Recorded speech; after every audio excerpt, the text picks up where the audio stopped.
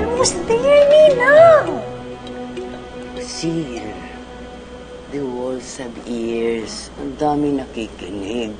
I'm sorry, Ninang. I was almost there. I mean, I almost had my moment with Jaime. And then Andrea came and she stole the moment. Ang babae, binabakuran talaga ang lalaki, lalo na pag malapit na silang ikasal. Ikaw, what happened to you?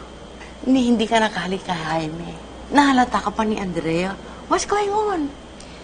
Don't worry, Ninang. That's just a tiny speck in my grand scheme. But Lucille, time is running out. Malapit na silang ikasal. Ayaw kong mangyari yung mag-a-attend ka ng kasal nila, tapos iiyak-iyak ka sa isang sulok. Utang na loob, ayoko ng ganong eksena. No, Ninang. Hindi mangyayari. No retreat, no surrender. Yan ang motto ko sa buhay. I will make sure to turn their bloody wedding preparation into a bloody wedding destruction. Demolition indeed.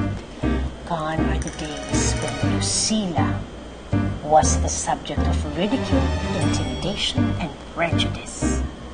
Victory will be mine. Jaime! Jaime!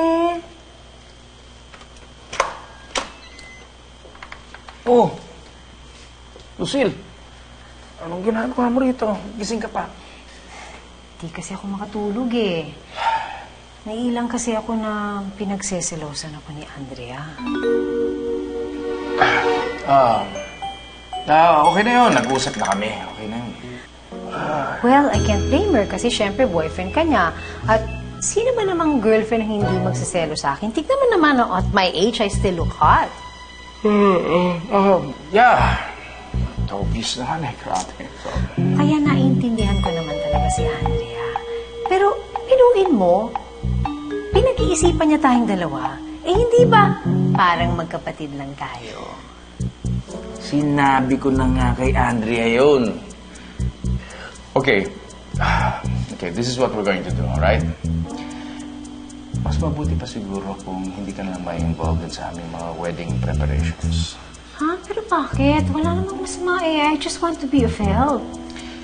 Kasi, don't take this against Andrea or myself, okay? In Andrea's part, alam niya na magkaibigan tayo. No, there's no doubt about that. Now, in your part, alam mo naman, mahal ko siya. Alam ko.